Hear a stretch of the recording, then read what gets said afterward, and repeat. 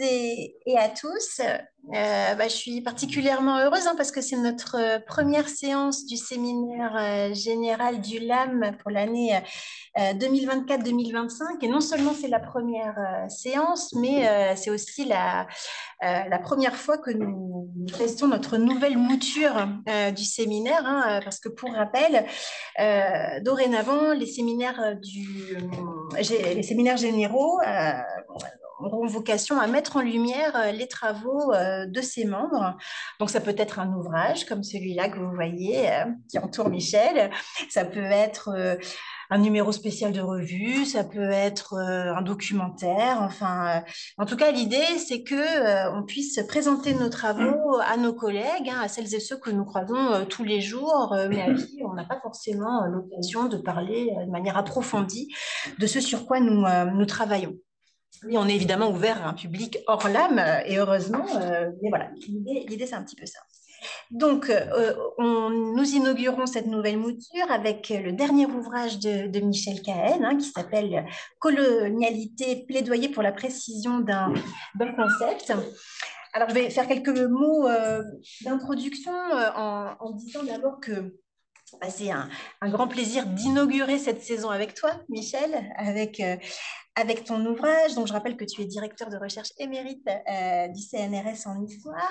Je rappelle, pour celles et ceux qui ne le savaient pas, mais qui sont rares, mais que tu es une figure importante du LAM, une figure familière du LAM. Donc tu as été le directeur adjoint quand il s'appelait encore le CEN pendant plusieurs années. Et puis, tu n'as de cesse de faire rayonner le LAM en France et dans le monde, et en particulier dans le monde lusophone, dont tu es un grand spécialiste. Et puis, c'est un grand plaisir pour moi, puisque Michel, tu es aussi une figure importante et familière de ma trajectoire professionnelle et personnelle depuis de nombreuses années. Donc, c'est parfait de commencer avec cette nouvelle mouture. Donc, avec cet ouvrage, Michel, je pense qu'on peut dire que tu fais un peu un pas de côté de tes travaux en histoire, dont même pas que, mais une grande partie du moins s'intéresse à l'Afrique dite lusophone, même si tu n'aimes pas trop cette expression. Et donc ici, dans cet ouvrage, il s'agit de penser un concept, en l'occurrence la colonialité, dans un contexte où s'entrechoquent presque des idées, des termes, des concepts qui, dans une certaine mesure, saturent le débat public, saturent le débat scientifique, mais sans que il y ait nécessairement accord sur le sens des mots. Donc ces mots, il y a bien sûr colonialité, mais il y a aussi post-colonial avec un tiret, post-colonial tout attaché, décolonial, épistémologie du Sud. Et donc, il s'agit pour toi de penser ce concept, je dirais, d'une façon très personnelle, puisque tu nous donnes à voir, et je trouve que c'est vraiment, mais je pense que c'est aussi la particularité de cette collection chez Cartalia, Disputatio. Mais tu te donnes à voir ce concept euh, dans la mesure où il s'inscrit dans un cheminement intellectuel personnel, un cheminement, oui, intellectuel, et donc vis-à-vis d'un concept, encore une fois, dont les contours demeurent à bien des égards flous, tant il est sujet à controverse, tant il est sujet à des entreprises de définition concurrentielle. Et tu donnes à voir aussi un cheminement, le cheminement du concept lui-même. Tu nous montres comment est-ce que ce concept-là, mais également les autres que j'ai cités, apparaît, s'institutionnalise et donne lieu donc à des disputes. Donc, à cet égard, je voudrais souligner que, ô combien, c'est un ouvrage qui marque par son érudition.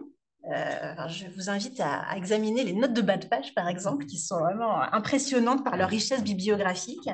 Et donc, on est plongé vraiment dans une littérature scientifique indienne, latino-américaine, nord-américaine, européenne. Et d'ailleurs, tu n'as de cesse de rappeler l'importance de ce qu'on pourrait appeler la géographie du savoir. Les concepts n'ont pas le même sens, n'ont pas la même portée selon qu'il s'agit des Amériques, de l'Afrique ou de l'Asie du Sud ou du Sud-Est.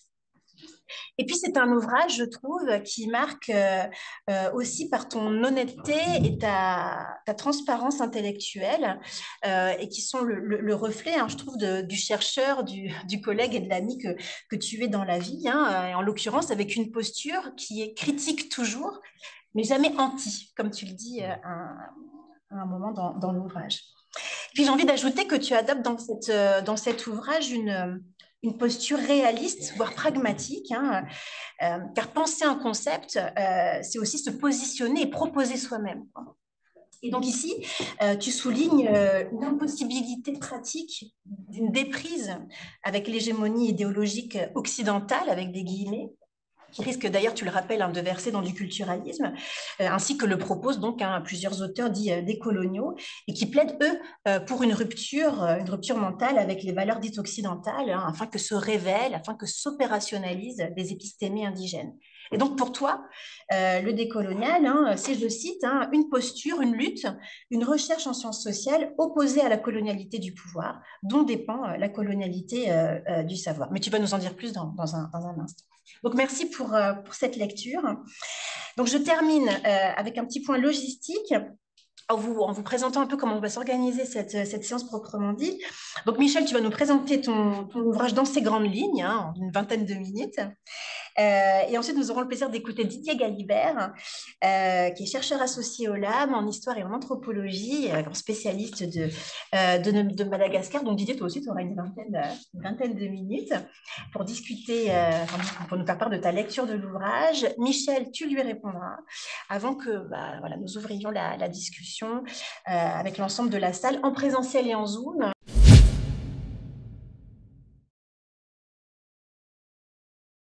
Bonjour à toutes et à tous et un grand merci à Rosane pour ses propos vraiment gentils.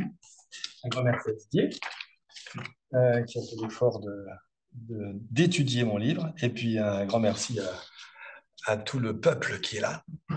Voilà. Pas de côté, je commence par là, je n'avais pas prévu de le dire, mais ça m'arrive de temps en temps. C'est vrai que je suis un historien de l'Afrique de langue portugaise, donc, et également avec un intérêt pour le Portugal lui-même et pour le Brésil. Mais j'ai déjà fait des pas de côté. J'avais publié il y a longtemps un bouquin sur l'ethnicité politique qui était nourri naturellement de mon terrain, de même que ce bouquin-là est nourri de mon terrain. Hein. J'ai aussi fait des vrais pas de côté complètement quand j'ai travaillé sur l'adoption sous X, qui était aussi les questions identitaires, mais rien au niveau individuel et pas collectif. Voilà, donc ça m'arrive de temps en temps et j'aime bien. Et d'ailleurs, mon prochain bouquin sera un pas à moitié de côté puisqu'il portera sur les phénomènes de créolisation, mais pas du tout spécialement sur les mondes lusophones. Également sur les mondes lusophones, mais pas que. Alors pour cet ouvrage, j'ai été accueilli par les élections Cartala, que je remercie, et notamment parce que tout a été très vite. Hein. J'ai envoyé le manuscrit en novembre 2023 et le bouquin est sorti en mai 2024. Dans les sciences sociales, on peut être content d'un tel, délai. Et en plus, il a été inséré dans la collection que je souhaitais, qu'a cité tout à l'heure Rosane, c'est-à-dire la collection Disputatio, c'est-à-dire collection dirigée par notre collègue Jean-Pierre Chrétien. Et Disputatio, en latin, c'est la controverse. C'est-à-dire, c'est exactement cela dont il s'agit et que je souhaitais. Alors, pour ceux qui me connaissent, ça ne sera pas un scoop. Hein, je suis un adepte du matérialisme historique, un marxiste pour faire court. Et alors, en quoi le concept de colonialité, en quoi les approches postcoloniales et décoloniales peuvent être utiles pour un artiste, mais aussi pour beaucoup d'autres gens, selon moi. En effet, le marxisme contient déjà les notions de domination, d'aliénation, d'exploitation, de rapports sociaux, d'idéologie dominante, de capitalisme central et périphérique. Et au départ, muni de ces concepts, je ne voyais guère l'intérêt des approches postcoloniales et décoloniales, principalement parce que je ne voyais pas les conséquences politiques de ces approches. Je suis un historien de la colonisation portugaise en Afrique et un analyste politique des pays africains de langue officielle portugaise. Or, les collègues qui, dans ce champ, commençaient à développer de telles approches n'étaient pas particulièrement critiques de ce que je considérais être des régimes de paternalisme autoritaire. La critique politique était quasiment absente et elle l'est encore, surtout chez les postcoloniaux, un peu moins chez les décoloniaux. Or, moi, j'étais critique dès le début. J'ai passé la première fois la frontière mozambicaine le 1er juillet 1975, c'est exactement 7 jours après l'indépendance. Et j'aurais pu ressentir de la sympathie pour ce régime qui, comme en Angola, se réclamait du marxisme-léninisme. Il allait le faire officiellement d'ailleurs en 1977. Mais lors de ce tout premier voyage, je voyais déjà la mise en place du parti unique, la répression des réactionnaires, entre guillemets, c'est-à-dire quiconque n'était pas d'accord avec le Frélimo, donc Front de libération du Mozambique, le parti qui prenait le pouvoir. Or, on peut lire la totalité de l'œuvre de Marx et Engels, on n'y trouvera pas un seul mot en faveur du parti unique. Si Lénine et Trotsky, tragiquement, ont pratiqué le parti unique en contexte de guerre civile, mais aussi après, ils n'ont jamais théorisé ce type de pouvoir et il faudra attendre la constitution stalinienne de 1936. Bref, en analysant ma grille d'analyse marxiste à ces pays dits marxistes-léninistes, en mettant au cœur de l'analyse les rapports sociaux, je voyais bien que ce marxisme-léninisme était un discours de pouvoir d'une micro-élite qui, en raison même des caractéristiques de la colonisation portugaise, je pourrais revenir après dessus, n'était pas une bourgeoisie et avait absolument besoin de la propriété de l'appareil d'État pour sa reproduction sociale. Ce n'est pas très original en Afrique, ça, mais c'était particulièrement aigu dans le cas mozambicain. Donc les approches postcoloniales ne disaient rien là-dessus, se focalisant sur la décolonisation du savoir sans que l'on en voie les conséquences politiques. Pourtant, le concept de colonialité pouvait être très utile, même dans mon optique. Mais j'ai mis du temps à me convertir. Quand on parle de capitalisme périphérique, par exemple, ou plutôt de capitalisme périphérique avec un S, car les situations sont fort diverses, hein, du Brésil à la Turquie, du Mozambique à Haïti, on parle d'économie. C'est très important, mais ce n'est pas la totalité des sociétés. Il y a les aspects sociaux, culturels, épistémiques, lignagés, claniques, de genre, etc. Tout cela est important. Et le concept de colonialité permet justement d'embrasser cette imbrication, j'emploie à Jules Falquet, cette imbrication, à savoir la confluence de plusieurs catégories de rapports sociaux.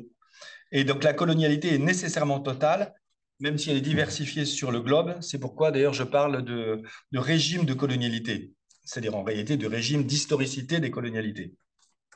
Par exemple, la colonialité des pays d'Amérique, que ce soit nord ou sud, hein, issue d'États coloniaux fondés par les colons, quand ils se sont séparés des empires anglais, espagnols et portugais.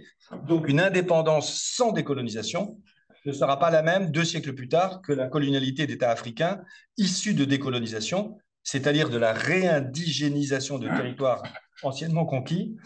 Ces indépendances fussent-elles néocoloniales, hein. Je peux revenir sur ces distinctions plus tard.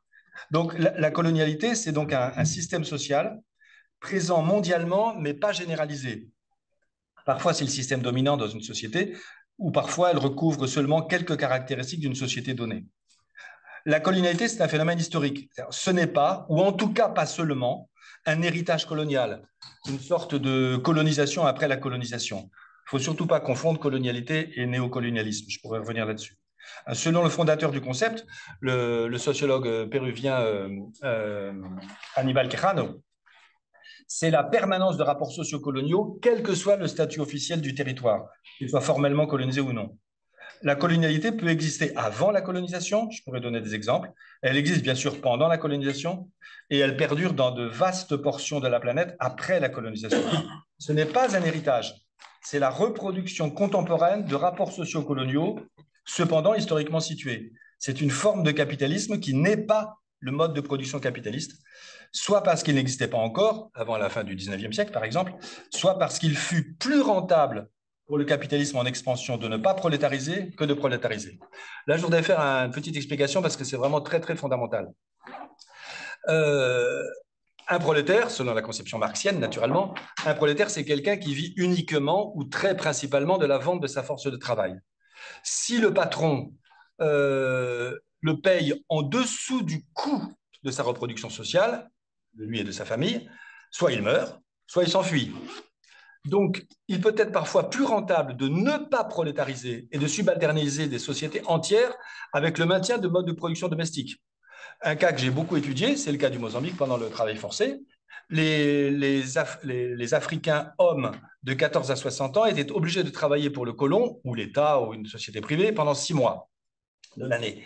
Et pendant les 6 autres mois, ils revenaient chez eux. Et pendant ces 6 autres mois, la femme, le caractère genré du travail forcé est extrêmement important, la femme maintenait l'exploitation rurale. Et donc, cela permettait de payer le travailleur forcé à un coût inférieur, à un prix inférieur au coût de sa reproduction sociale. Et donc là, vous voyez, ça peut être, on peut dire ça que c'est une articulation de mode de production. La subalternisation était plus rentable que la prolétarisation.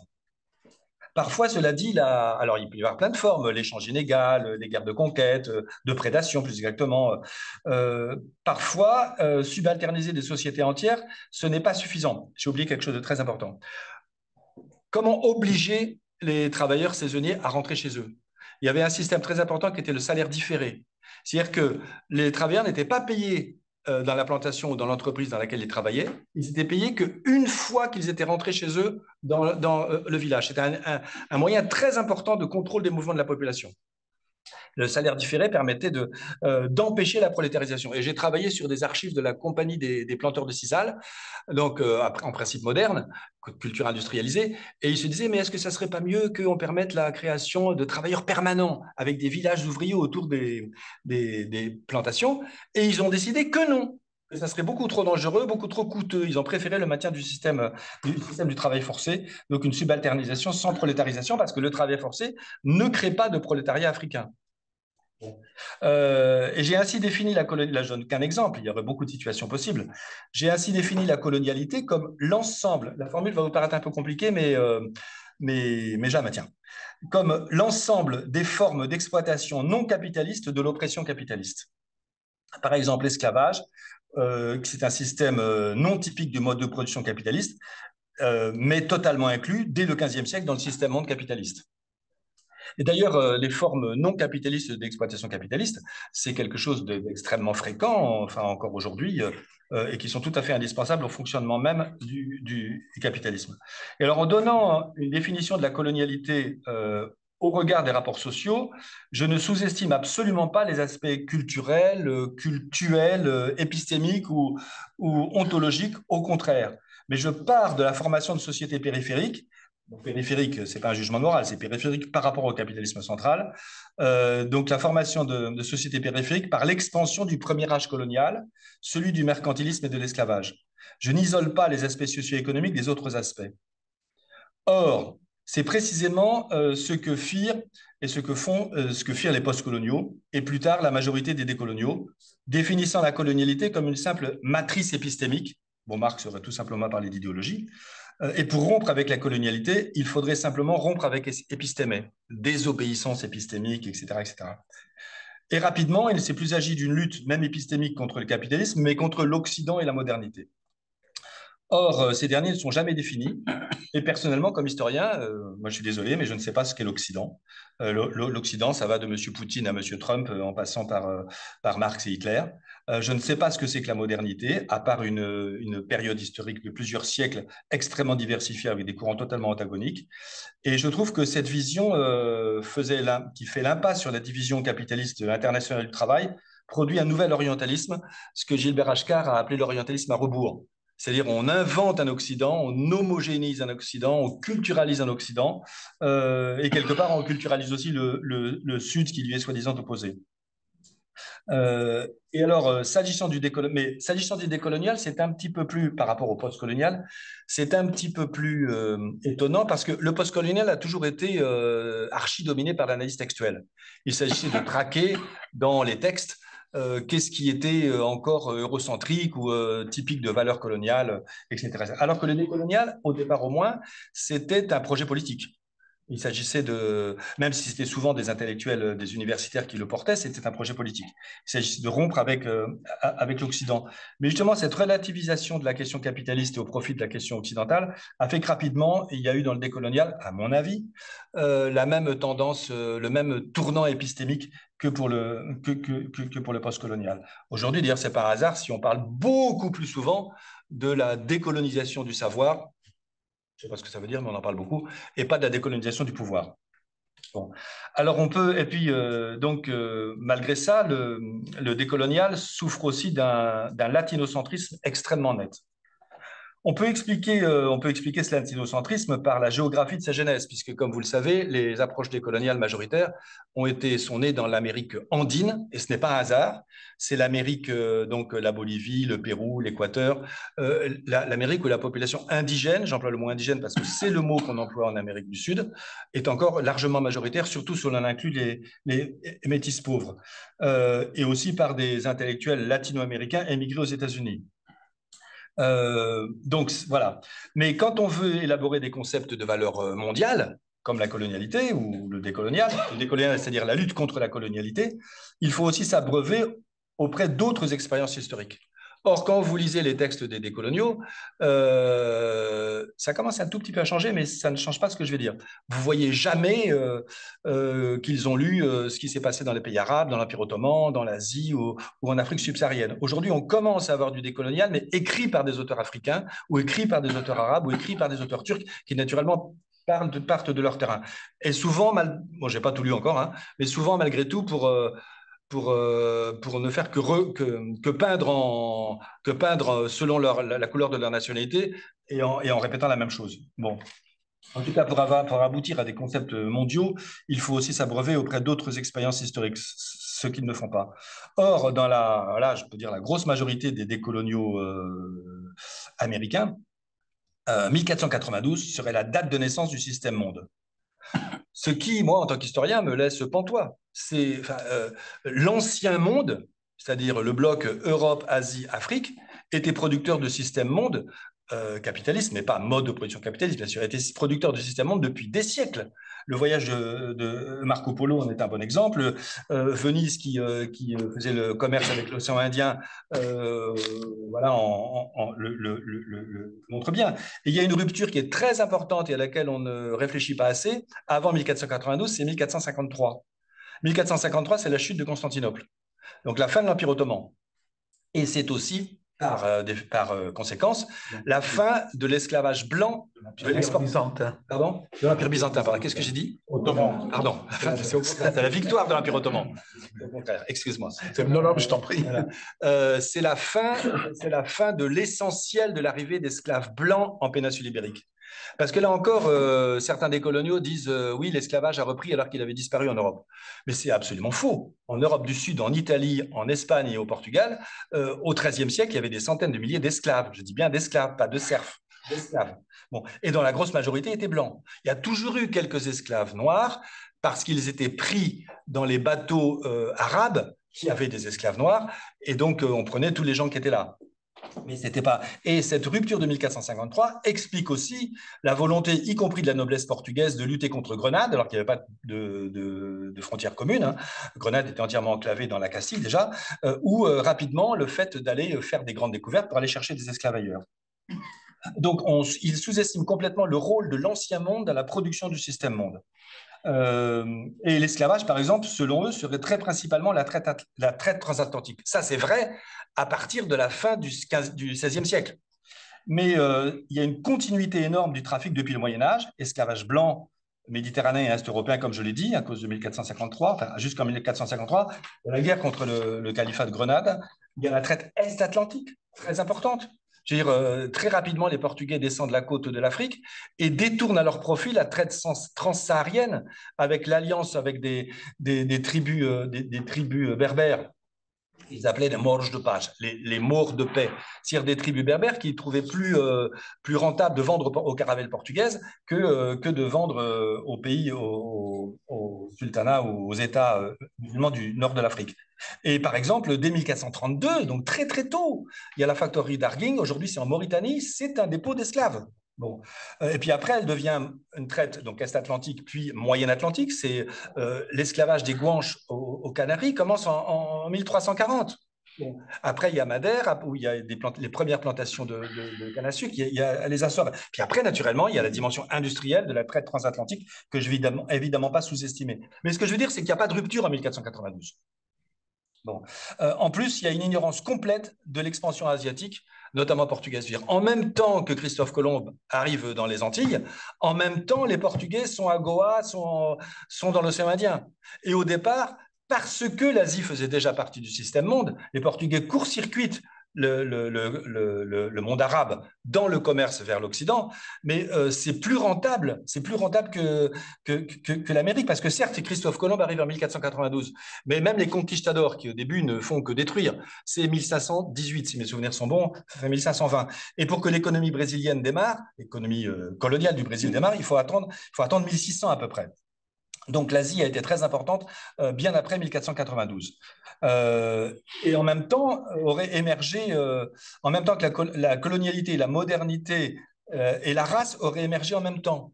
Dans plein de textes, on voit que la race serait apparue en 1492 comme moyen d'organiser la division du travail capitaliste. Bien sûr que la race a été cela, mais dire que la race a existé à partir de 1492, enfin, je veux dire, il suffit de lire un livre d'histoire d'Espagne avec la question juive, etc. Alors que le mot soit employé ou pas, mais l'existence de la race est bien, bien, bien antérieure. Selon Annibal Quirano, le concept de classe sociale également serait eurocentrique. Et là, il a une lecture extrêmement superficielle de Marx.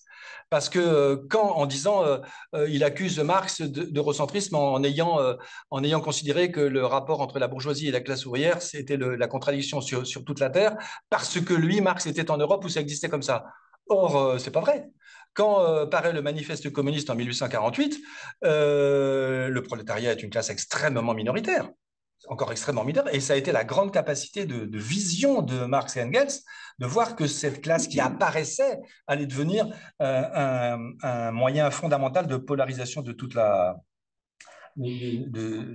les sociétés. Et puis par ailleurs, les classes, c'est pas simplement le prolétariat et la bourgeoisie. Il y a un concept marxien qui est complètement dépassé, mais que j'utilise quand même dans la discussion, c'est le concept de mode de production asiatique. Quand Marx a défini ce mode de production, il n'avait pas du tout la documentation nécessaire pour faire un vrai travail d'anthropologie marxiste, évidemment. Mais au moins, ça prouve une chose. Ça prouve que selon Marx, il n'y avait pas un seul modèle, le fameux modèle antiquité, féodalisme, modernité, capitalisme contemporain. Il n'y avait pas un seul modèle d'évolution de l'humanité. Il pouvait y avoir d'autres cas, et donc d'autres classes sociales. Et donc, je ne vois pas pourquoi le concept de classe sociale serait eurocentrique. Et enfin, il y a une contradiction majeure. Les décoloniaux disent que le colonialisme, les colonisations ont provoqué un épistémicide généralisé. On peut tout à fait accepter cela, bien sûr. Mais comment peuvent-ils exprimer, dire à la fois ça et dire qu'aujourd'hui, il y a une infinité d'épistémés différents de la vision européenne? Moi, je ne sais pas ce que c'est que la vision européenne, hein, mais c'est ce qu'ils écrivent. Bon, comment on peut dire ça à la fois, l'un et l'autre? Bon. Et donc, même si les approches décoloniales sont diversifiées, hein, bien sûr, Walter Mignolo, par exemple, c'est quasiment Huntington, hein, c'est le choc des civilisations. Sauf que lui, il ne se met pas du côté pro-occidental, il se met du côté anti-occidental. C'est pourquoi il a de grandes sympathies pour M. Poutine en ce moment dans la guerre contre l'Ukraine, parce que c'est la désoccidentalisation de l'Ukraine. Mignolo, c'est pas Arturo Escobar. Il y a beaucoup de différences. Mais les uns et les autres ont rapidement dévié vers une forme de culturalisme orientalisant, finalement pas du tout radical, parce que si pour faire la révolution mondiale, il s'agit simplement de changer les mentalités, on remonte au socialisme utopique du 19e siècle. Et puis surtout, c'est que du culturalisme anti-occidental, on en vient à un campisme politique qui n'est pas ce n'est pas seulement une partie des coloniaux qui sont tombés là-dedans, il y a aussi certains acteurs de gauche qui sont tombés là-dedans en disant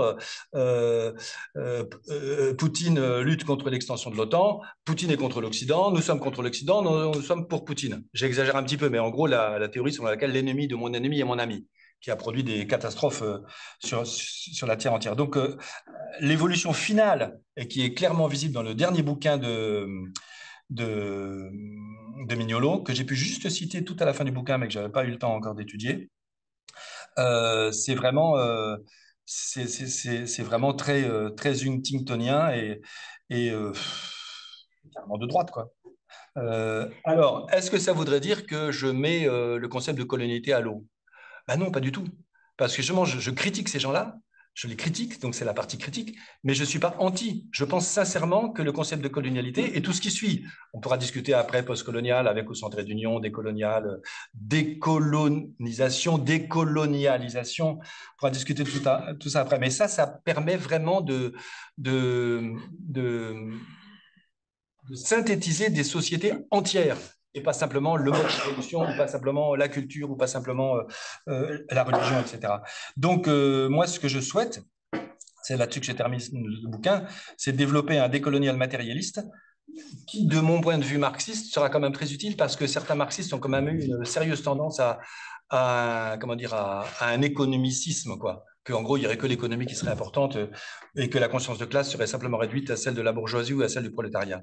Or, il y a beaucoup de formes de conscience de classe différentes et si, en tant que marxiste, je considère toujours qu'en dernière analyse, ce qui ne veut pas dire à la fin de l'arité, mais à la fin de l'analyse, en dernière analyse, le matériel est ce qui est prédominant, ça ne signifie absolument pas que l'on doive sous-estimer tous les faits subjectifs, parce que tout ça se mélange dans ce qui ne peut pas être qui ne peut pas être divisible, à savoir l'individu, parce que si on coupe un individu, eh ben, il meurt. Hein. Donc, je ne suis pas anti-décolonial, mais je suis pour qu'on travaille sur une approche matérialiste du décolonial donc du décolonial, qui n'est pas, je le répète, l'anticolonialisme après l'anticolonialisme. Le décolonial, c'est la lutte contre la colonialité, et c'est pas la même chose que la lutte contre la colonisation. Et là, on pourra revenir dessus dans le débat. Donc, merci à Rosanne et merci beaucoup à Michel qui me fournit l'occasion de discuter ce livre que j'ai lu avec évidemment beaucoup d'intérêt. Je voudrais dans un premier temps consacrer quelques minutes à situer le lieu d'où je parle. Les déterminations générales de ma signature sociale peuvent laisser penser que je coche toutes les cases de la modernité, colonialité des auteurs décoloniaux. Comme Michel, je suis un homme, je suis blanc, je suis un boomer issu du milieu universitaire. Je suis né et j'ai reçu ma formation initiale au cœur du système monde capitaliste. Rien de tout cela n'est anecdotique. Mais je voudrais aborder des aspects plus spécifiques qui sont de nature à mieux contextualiser ma contribution. Il y a d'abord le positionnement théorique original de Michel, marxiste en chemin et en travail, qui consacre ses analyses à des sociétés que Marx et Engels n'avaient pas les moyens d'étudier efficacement. Sa propre situation, utopique et transatlantique, le place en position de passeur dans la perspective d'une approche connectée. Plus précisément encore, les études postcoloniales puis décoloniales dans tout cela. La nécessité d'un décentrement du regard et de ce que Mignolo appelle la désobéissance épistémique, une formulation problématique que Michel critique très efficacement. Je l'ai éprouvé dans la sphère de l'intime bien avant de venir à Bordeaux, de même que des situations d'intersectionnalité qui me touchaient directement. J'ai vécu à Madagascar et à La Réunion, où j'ai soutenu mon doctorat. Françoise Vergès était déjà célèbre. Elle passait nous voir à Saint-Denis et nous découvrions avec elle des auteurs qui nous parlaient d'un monde qui nous était familier. Je pense à Homi Bhabha, les lieux de la culture. Je pense beaucoup plus encore à Dipesh Chakrabarty, dont le provincialiser l'Europe faisait pour moi figure de programme, et l'intersectionnalité. Ma femme était universitaire, malgache et racisée. Aux États-Unis, notre couple suscitait l'incrédulité et les afrodescendants eux-mêmes se cabraient devant ce qui faisait figure de transgression. J'ai également pu mesurer la pertinence des travaux de Spivak sur les degrés de subalternité et les rapports de pouvoir qui leur sont associés. À l'île Maurice, semi-périphérie récente, minuscule, aux marges du système monde capitaliste, les Indiens, anciens subalternes, ont conclu un gentleman agreement avec les descendants des colons français. Chaque fois que je suis arrivé dans les bagages de mon épouse, qui venait dispenser des cours à l'université, le chauffeur indien de son véhicule de fonction ne s'est jamais adressé qu'à moi, malgré toutes les mises au point, pendant 2 fois 2 semaines. À Maurice, une femme malgache avec un homme blanc est incorporée dans les représentations liées à l'échange inégal. Flux de capitaux d'un côté, flux d'artisanat et de corps féminins de l'autre. Elle dérangeait. Voilà l'univers d'expérience à partir duquel j'ai lu le livre de Michel. Vous comprenez l'intérêt que j'y ai porté. C'est la fidélité à cette marge qui me mène jusqu'à aujourd'hui et m'a conduit, entre autres raisons, à choisir l'ancrage anthropologique pour ma thèse, quitte à y injecter une historicité omniprésente. Ce faisant, j'ai fait le choix d'une raison située et appliquée au respect des différences, qui est aussi celui de Michel. Voyons à présent ce que son livre nous apporte et les questions qu'il suscite. Ce modeste opus, comme l'écrit Michel, nourrit en fait de vastes ambitions, soutenu par une bibliographie de 316 titres qui a bien, malgré la prudence de l'insert, un caractère général. Tu démontres la valeur heuristique du concept de colonialité tout en défendant une approche marxiste destinée à rompre avec des discours hors sol et des erreurs historiques manifestes. Le pari est tenu dans le cadre d'une opposition entre matérialisme du dévoilement et idéalisme des hypostases, c'est-à-dire des réalités fictives et essentialisées. Mais ton livre constitue aussi implicitement un plaidoyer en faveur du respect des normes épistémiques des sciences sociales, lequel constitue un socle indépendant, à mon sens, de ton positionnement analytique. Sur le fond, Tu te situes sur un chemin de crête entre le registre militant et le registre savant. Tu vas dire que cela est légitime dans une perspective de recherche engagée, et je te suis, s'il s'agit de dévoiler les ressorts du système monde capitaliste, mais ce n'est pas sans effet. Quand tu expliques que les États andins sont coloniaux, la démonstration est lumineuse. Mais lorsque tu nous dis qu'il faut les réindigéniser sans spécifier plus avant, on bute immédiatement sur la diversité des subalternités. Prenons la Bolivie, l'exemple apparemment le plus simple. La population indigène y est de 60% en estimation haute, donc ce n'est pas très bien, racisée. Mais une fois que l'on a dit que la revendication d'autonomie indigène est légitime, ce qui est vrai, que fait-on des autres? La distinction que tu opères entre subalternes, exogènes et indigènes est très éclairante. Mais que fait-on des métis en quête d'inclusion, eux, soit plus de 30% du total, et en tout cas nombreux, malgré tout? Faut-il renoncer à l'idée même de Bolivie, héritage bolivarien par excellence, ou repenser seulement celle-ci sous les espèces d'un destin commun, comme l'a fait Mandela, par exemple, en Afrique du Sud, comme Morales a fini par commencer à le faire sans le dire tout à fait? Faut-il toujours et partout assigner des territoires là où des continuums existent et où les identités ne sont pas toujours stables? Bref, le latino-centrisme des États issus de la colonisation doit être dévoilé, mais quel agenda de sortie de cette colonialité à spécifier? Pour autant, je salue le chantier que tu ouvres pour une approche récusant l'économisme et la téléologie. Tu avances à découvert et avec beaucoup de courage. C'est l'un des grands mérites de ton livre, expliquant comment tu as rencontré les études postcoloniales puis décoloniales. Puis tu procèdes à un débroussaillage salutaire, imbriquant la présentation de concepts clés et la fabrique du concept de colonialité à partir du travail de Quijano. La question du trait d'union ou pas de post-colonial est en effet un préalable, puisqu'il s'agit de deux idées claires et distinctes, pour parler comme Descartes, concernant l'une une succession chronologique et l'autre un positionnement analytique relatif à la colonialité. Toutefois, en conformité avec cet objectif de clarification conceptuelle, qui est de ton livre, il ne me paraît pas inutile de s'interroger sur les outils premiers de l'énonciation du social. Et je voudrais m'arrêter en particulier à la fortune postcoloniale, décoloniale du groupe lexical formé par épistémé, épistémologie et épistémique, dont tu partages l'usage avec les auteurs que tu discutes. En fait, de quoi parle-t-on exactement? Foucault maîtrisait parfaitement ce vocabulaire, issu de la philosophie des sciences, et il le refondait complètement, avec rigueur. Épistémé a chez lui un sens, un ensemble de discours faisant réseau, définissant un horizon des savoirs propre à une période historique donnée. À la fin de sa vie, cependant, il abandonne ce concept au profit de celui de dispositif qui intègre les pratiques sociales et les institutions afin de corriger une pensée critiquée pour son éloignement des rapports sociaux, en écho donc avec ton positionnement. La fortune transatlantique de sa pensée introduit en quelques années un processus de formation de ce que François Cusset a appelé une théorie monde, diffusée à partir du creuset migratoire des universités nord-américaines avec toutes sortes d'infléchissements. Les pensées précises et évolutives de Foucault, Derrida, quelques autres, s'amalgament et se figent dans une French theory, caractérisée par une fascination exclusive pour les discours. Et là, on rejoint ta critique. Le concept d'épistémé, laissé de côté par Foucault pour une approche intégrant l'interaction permanente des discours et des pratiques, prend un envol porté par l'engouement pour ce qui n'est plus qu'une doxa à l'usage de campus quasi autarciques, du moins en sciences sociales, réduite à un ensemble de traces lexicales brandies comme des bannières, avec de surcroît ce que l'on peut nommer avec Bourdieu un effet de champ. Sur ces campus nord-américains des années 80 et 90, les études littéraires sont hégémoniques dans les sciences sociales, à la différence de l'Europe.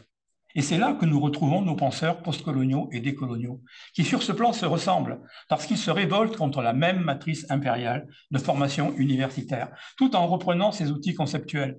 De l'épistémé, on glisse à l'épistémologie, qui cesse de désigner la philosophie des sciences, ou même telle théorie de la connaissance, pour désormais être européenne, asiatique, africaine ou andine. Là où il s'agissait d'un retour de la pensée sur elle-même, il ne s'agit plus que d'étudier des représentations culturelles. Cette critique n'est pas nouvelle. Elle a jailli dès l'essor des études postcoloniales et on y trouve le meilleur comme le pire. Je pense cependant que l'on peut lutter contre la colonialité du savoir sans utiliser des mots flottants, lesquels ne sont plus des concepts que de noms, et constituent peut-être de surcroît un résidu insidieux de colonialité venu de la matrice nord-américaine. Bien sûr, tout cela est trop rapide et il faudrait prendre en compte la diversité des parcours. Quijano, à cet égard, a une trajectoire beaucoup moins diasporique et nord-américaine que tous les autres, même si sa vie académique se termine à Binghamton.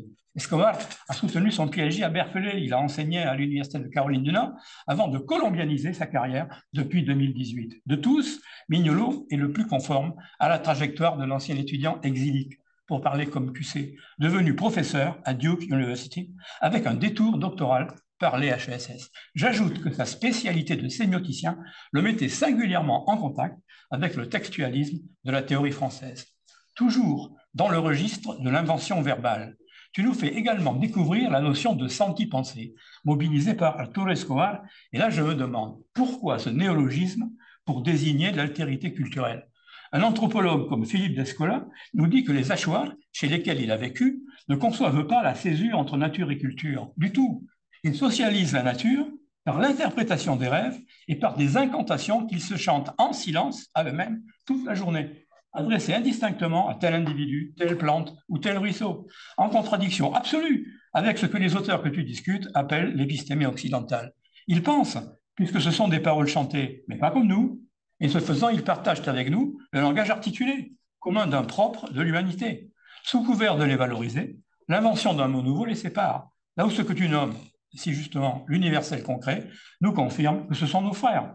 Pour en finir avec l'enjeu de l'énonciation postcoloniale, décoloniale du savoir, on peut relever ce que Mignolo, très convaincant pour le coup, appelle l'énergie décoloniale.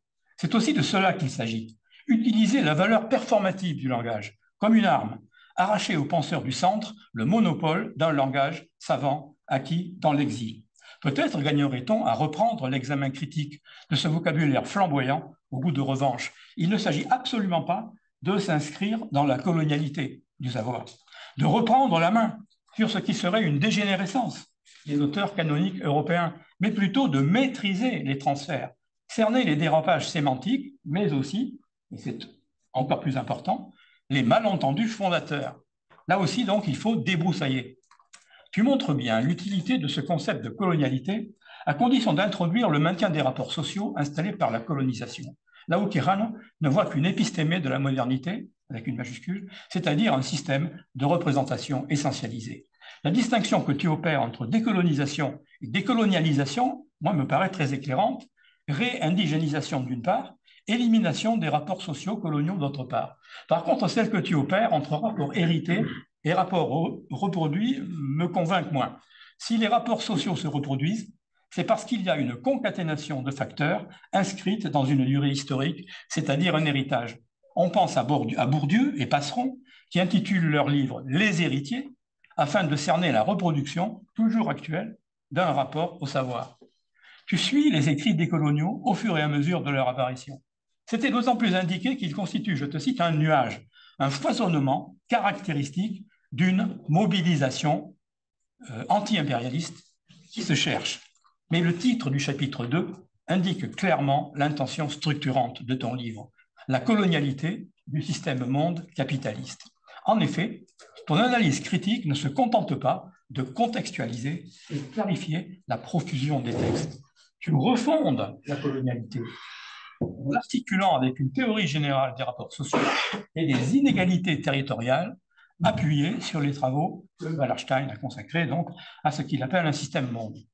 Dans cette perspective, la colonialité fonctionne précisément comme un dispositif au sens foucaldien, indissolublement discours en réseau et organisation des rapports de domination.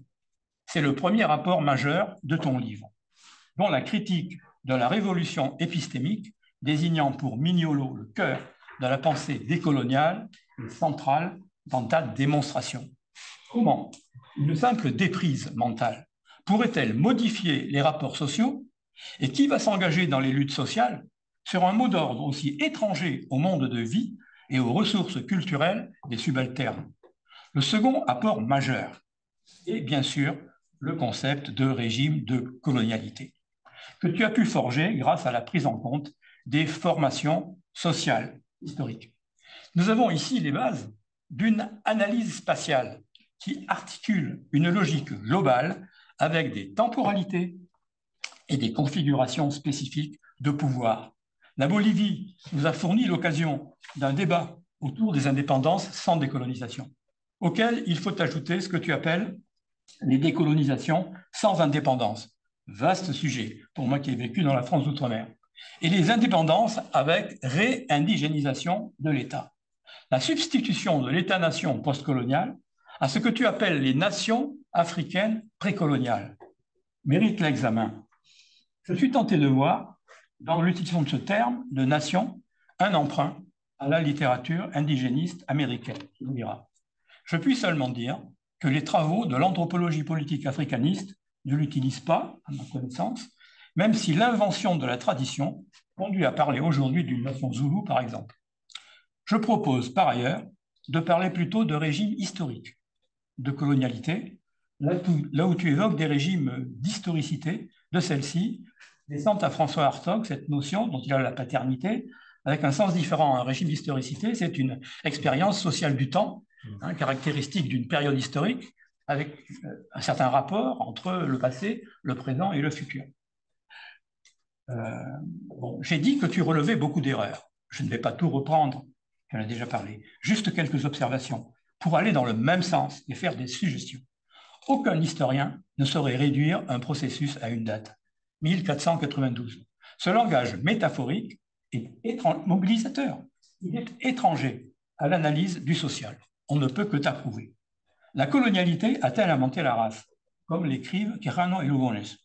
Repoussant toute généralité abstraite, je me contenterai de parler de ce que je connais un peu. Il y a des populations racisées entre malgaches, et depuis très très longtemps, en fonction du phénotype et des vices supposés. Sur les hautes terres centrales, se définir aujourd'hui comme noir est un acte militant, à cause du mépris de l'héritage bantou, mais aussi de la diversité de l'héritage génétique austronésien, des Asiatiques noirs. Les populations noires africaines, à Madagascar donc, sont également racisées par les malgaches. Quasiment tous, pas tous. Et il est très chic au sein de la... Mais seulement, bon, évidemment, on ne le crie pas. Il est très chic au sein de la part de l'élite qui a un phénotype asiatique de commander des tests génétiques aux États-Unis, les amis malgaches qui le font, censé attribuer une répartition des origines en espérant que le résultat ne sera pas trop africain. Ces représentations de la race fournissent la base d'un idiome de l'insularité et interfèrent avec la construction de l'État-nation postcolonial, avec un trait d'union. Lugones pose la question de la colonialité du genre, qui est fondamentale. Pourquoi le genre échapperait-il à la colonialité des rapports sociaux en ce qu'elle a d'englobant? Pourquoi, en situation de colonialité, les luttes intersectionnelles des femmes racisées ne sont-elles pas audibles pour les subalternes masculins? Deux questions distinctes, auxquelles Lugones veut trouver une réponse subsumant le patriarcat sous la colonialité. Affirme-t-elle que la colonialité a créé le genre, ou seulement une modalité coloniale de celui-ci, qui ne tranche pas? Les féministes subalternes indigènes et exogènes se mobilisent précisément parce que l'oppression intersectionnelle qui les révolte heurte leur propre perception de ce qui serait souhaitable en tant que femme, c'est-à-dire en tant qu'être humain femelle ayant une identité socialement construite, c'est-à-dire un genre. Et si la colonialité a construit seulement le genre colonial, rien n'est dit, par elle, sur les valeurs et les rôles sociaux alternatifs en faveur desquels elle se mobilise. Lugones est incontournable, oui, mais davantage pour les questions que pour les réponses, ce qui est déjà beaucoup. Un autre rapport de ton livre, la critique sur le caractère occidentalo-centré de tous les travaux décoloniaux actuels, tu en as parlé. Tu observes que l'impérialisme portugais s'est d'abord déployé dans l'océan Indien, avec des profits très supérieurs à ceux générés en Amérique dans un premier temps. L'économiste André Gunder-Frank appelle la nécessité d'une réorientation de l'histoire économique globale, Comme Arrighi et Bojar après lui, il avance l'idée d'un système monde chinois, apparu dès le 7e siècle après Jésus-Christ. Et beaucoup plus récemment, l'historien japonais Hamashita, adaptant Wallerstein, il a beaucoup lu, défend l'hypothèse d'une région monde asiatique, pluriséculaire et sino-centrée, appuyée sur les migrations chinoises et sur ce qu'il appelle le commerce tributaire, très différent du commerce colonial transatlantique, mais caractérisant, selon lui, une hégémonie épaulée par des interventions militaires. Je cite de là. Les Portugais sont donc arrivés dans un système préexistant qui leur a permis de maximiser leurs profits. Ils achetaient la soie et la porcelaine avec les gains des épices, lesquelles avaient été vendues en Chine à des commerçants chinois. La Chine, ainsi, digérait cette intrusion dans son système monde. Le triomphe des Européens intervient nettement plus tard, fin XVIIIe siècle, avec la grande divergence analysée par l'économiste Kenneth Pomerantz. On le voit, cette idée d'une modernité occidentale souveraine doit être reprise complètement dans une vision plus large, en rupture avec ce que tu appelles une forme d'orientalisme robot. Ton refus de l'économisme te conduit à des remarques très justes sur la disjonction, au moins relative, entre la situation objective des subalternes et les facteurs subjectifs, souvent parcellaires, voire biaisés, qui déclenchent les luttes sociales. Il est clair que tu ne pouvais pas tout dire dans un livre de 231 pages, mais peut-être une discussion du Gramsci des cahiers de prison aurait-elle eu sa place plutôt qu'un rappel de Rosa Luxembourg sur l'articulation de la colonisation avec le capitalisme mature au moment de discuter la subalternité dans des sociétés où, tu en as parlé, la prolétarisation aurait alourdi le coût de l'exploitation du travail. Je dirais, comme un prolongement et une ouverture, qu'un autre livre pourrait s'emparer de la question des expériences de la colonialité, à partir des catégories de la violence et de l'aliénation. Ici, évidemment, le point de débat, c'est Fanon, que tu cites, sans avoir eu la place de le mobiliser. Encore plus ancré hors d'Europe, je pense à l'historien Soumit Sarkar et à ses travaux sur des mobilisations considérées à tort comme infrapolitiques par certains de ses collègues marxistes indiens. Le dernier chapitre, consacré au campisme, a la vertu de démonter, une fois de plus, les effets délétères d'une pensée privilégiant l'affrontement des identités à la dynamique des rapports sociaux. Le nationalisme grand russe, comme allié objectif des luttes décoloniales, le non-sens n'est qu'apparent, hélas, et donne la mesure du contentieux suscité par la colonialité du pouvoir. Ce qui fait défaut ici, c'est une raison décoloniale à rebours du rejet de ce qui serait le savoir-pouvoir, là aussi avec un trait d'union, d'un Occident réifié. Il demeure que le succès de cette dérive doit susciter des travaux, car la lucidité d'une post-doctorante turkmène, ou même du mouvement zavatiste, que tu convoques longuement, pèse bien peu, malheureusement, en face des ambiguïtés du président Lula et de la tonalité de certains débats, de certaines embrassades aussi, au sommet des BRICS à Kazan. Un livre, tel que le tien, peut contribuer à informer les luttes, à la condition sine qua non que ce combat soit mené très loin d'ici, par des intellectuels organiques et des militants. D'où ma question, à quand les traductions en espagnol et en portugais? Et je termine par une autre question. Pourquoi ton livre n'est-il pas sous-titré « Plaidoyer pour une définition matérialiste d'un concept » ? Voilà. Merci beaucoup, Didier.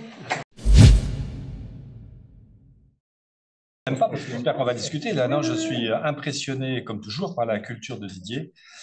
Vraiment, je suis vraiment content de ton idée de mettre ces textes sur les carnets de recherche et esquisses de l'âme. Au moins, il y aura une trace. Je ne vais pas répondre à tous, c'est absolument impossible. Je vais revenir un petit peu sur la question de la Bolivie et cette fameuse question de réindigénisation. Bien sûr, quand je parle de réindigénisation, ça ne veut pas dire que des pays redevenus indigènes sont exactement les mêmes que ceux qu'ils étaient en 1860 ou en 1880, évidemment. Mais ce ne sont plus les Français qui sont au pouvoir au Sénégal. Or, pendant des décennies et des décennies et des décennies, quasiment 2 siècles, la Bolivie a été un pays indigène gouverné par des Hispaniques. C'est ce que j'appelle les indépendances sans décolonisation. C'est-à-dire que ce sont les colons qui ont créé, c'est pas, enfin, quand je lis des textes, je dis la colonisation portugaise s'arrête au Brésil en 1822, mais c'est absolument faux. Le Brésil est indépendant en 1822, mais ce sont les colons, avec, alors là en plus, avec leur tête l'empereur, c'est vraiment un cas unique où l'État métropolitain choisit de s'établir dans sa colonie, ce sont des États qui naissent coloniaux. Bon. Et moi, je fais un peu le rapport avec le débat qu'il y a eu dans la troisième et dans la quatrième internationale à propos de l'Afrique du Sud dans les années 30, à propos du mot d'ordre de République noire. De République noire.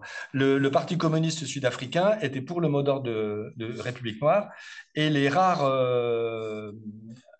j'accorde un peu d'importance à eux, même s'ils étaient très peu nombreux, parce que intellectuellement, c'est important. Et les rares jeunes trotskistes qui étaient en Afrique du Sud, qui avaient déjà été expulsés du Parti communiste sud-africain, étaient pour une république sans couleur, ou alors une république rouge. Bon. Or, Trotsky lui-même disait non, il faut une république noire. Ça ne signifie pas que les Blancs doivent partir, mais sans la structure coloniale. Et donc, en fait, c'est simplement une manière à l'époque de dire majority rule. Et quand je dis la réindigénisation de la Bolivie, pas que de la Bolivie, du Pérou ou de l'Équateur, c'est parce qu'elle est possible dans ces pays, puisque ceux qui s'appellent eux-mêmes les indigènes, qu'on appelle à tort les Indiens, sont la majorité de la population, alors avec des pourcentages qu'on peut faire varier selon la manière de compter. Hein. Mais c'est possible, alors qu'au Brésil, où les indigènes font 0,6% de la population, il n'y aura jamais une réindigénisation du pays. Donc il n'y aura pas de décolonialisation. En revanche, il peut y avoir une décolonialisation, c'est-à-dire la rupture contre les rapports sociaux de colonialité. Voilà. Et d'ailleurs, je rappelle toujours qu'avant de devenir homme politique et président, quand Evo Morales était un syndicaliste cocalero, il l'avait dit une fois, la Bolivie, j'en ai rien à faire. C'est-à-dire qu'il voulait, sa lutte n'était pas limitée par les frontières de la Bolivie. D'autant plus que quand vous voyez les cartes, eh bien, que ce soit les Quechua ou les Aymara, ça ne correspond pas, c'est un peu comme en Afrique, ça ne correspond pas aux frontières qui ont été mises ensuite. Ensuite, il a mis de l'eau dans sa coca et il a accepté la Bolivie, mais en 2009, ils ont quand même fait quelque chose qui me semble extrêmement intéressant, et notamment intéressant pour l'Afrique actuelle, où les indigènes, au sens américain, sont l'écrasante majorité, c'est-à-dire l'État plurinational de Bolivie. Que ça marche pas, c'est autre chose, mais ce n'était pas un État fédéral.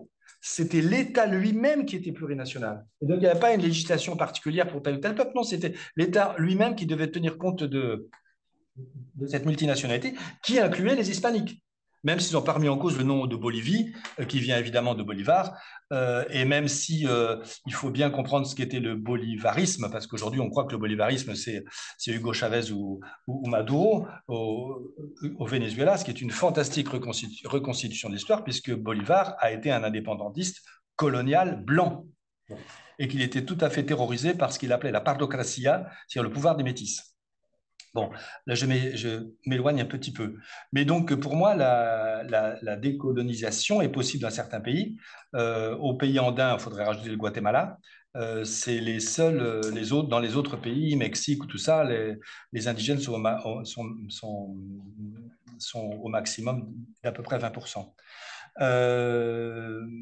Mais on peut lutter contre la colonialité du pouvoir. Et par exemple, une conséquence tout à fait politique, des paysans sans terre réclament des terres. Bon. Les nations indigènes réclament des territoires. Ce n'est pas la même chose. Bien sûr, dans les territoires, il y a des terres, mais ça veut dire qu'on sait que cette montagne, que cette rivière, etc., était à nous. On sait que c'est... Et en plus, dans leur épistémé, justement, ils considèrent que ce sont des êtres vivants ou divins, enfin peu importe, qui ont des droits. Oui, pourquoi effectivement c'est possible, c'est tout à fait possible, je n'y avais pas pensé, mais merci de m'y avoir fait penser, que je dis nation africaine précoloniale, que ça serait une influence sur moi-même de l'expression nord-américaine First Nation. C'est bien possible. Mais c'est vrai que je l'ai toujours trouvé, c'est démagogique certainement, et ça ne change pas grand-chose à la situation américaine, mais j'ai toujours trouvé tout à fait correct. Parce que je me méfie énormément de la hiérarchisation sémantique à laquelle on ne pense même pas. Pourquoi, à propos de la France, on parlerait de nation, et pourquoi, à propos des Congos, on parlerait d'ethnie? Les Congos, c'est quand les Portugais sont arrivés dans l'estuaire du fleuve Zaïre, donc en 1480 et quelques. Le royaume Congo, il s'est déjà depuis 2 siècles avec une identité, une langue, etc. Pourquoi on ne parlerait pas de nation Congo alors qu'on parle de nation française? Donc je me méfie énormément de la hiérarchisation sémantique. On ne parle pas d'ethnie hein, en anthropologie aujourd'hui. Oui, oui, d'accord, mais oui, mais dans le langage courant, c'est encore extrêmement. Oui, dans le langage moi-même, très j'emploie courant. souvent, moi-même, j'emploie parfois, enfin assez souvent, le concept d'ethnicité. Mais pour moi, ça Pareil. inclut les nations, bien sûr. Ça inclut les nations qui ne sont qu'une forme d'ethnicité. Donc c'est là-dessus que je voudrais dire. C'est vrai que je cite pas beaucoup Fanon et que je ressens le besoin de le lire beaucoup plus, de le relire au moins les 5 grands textes principaux. Mais j'ai toujours, moi, c'est en dehors du bouquin, hein, mais j'ai toujours eu une réticence face à Fanon. C'est pas sur la question de la violence, parce que là aussi, il faut lire tout Fanon. Et le même Fanon qui pouvait sembler de faire l'apologie de la violence, le même Fanon soignait les colons qui avaient des problèmes psychiatriques. Bon, c'est que je le sens un peu modernisateur autoritaire. Quand tu vois le peu qu'on a vu de Fanon sur la question berbère, il considère que la question berbère en Algérie, c'est uniquement une manipulation coloniale qui est faite pour diviser la lutte de libération. Et donc, j'ai toujours eu cette petite réticence. Mais ça, j'en parle absolument pas dans le bouquin. Et puis, j'en parle absolument pas dans le bouquin parce que franchement, il faudrait que je le travaille beaucoup plus. Hein. Donc, sur la traduction, en portugais, c'est quasiment fini. Ça devrait paraître au Brésil. J'ai considéré que c'était plus important que de le faire paraître au Portugal.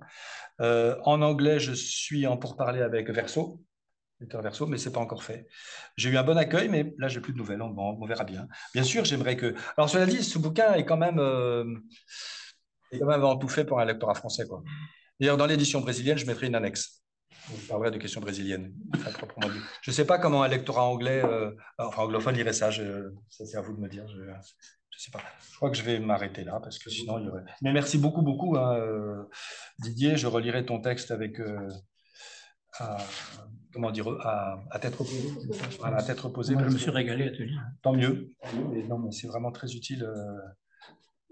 Et puis ta situation était importante aussi. Voilà, oui, c'est pour ça que je me suis permis de non, mais c'est en faire état. Merci beaucoup, Michel.